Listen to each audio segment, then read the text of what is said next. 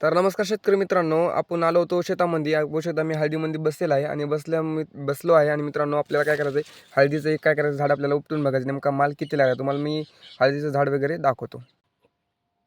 तर मित्रांनो, हे बघू शकता आपण काय केलेलं आहे, सिंगल म्हणजे असं सिंगल जे झाड आहे मित्रांनो, हे काय आता हळदीचं झाड आहे जे आपण उपटणार आहे मित्रांनो. जसं की आपण असं फुटव्याचं झाड उपटणार नाही. बघू शकता इथं झाड, इथं फुटवा आहे, हे फुटवे आहेत.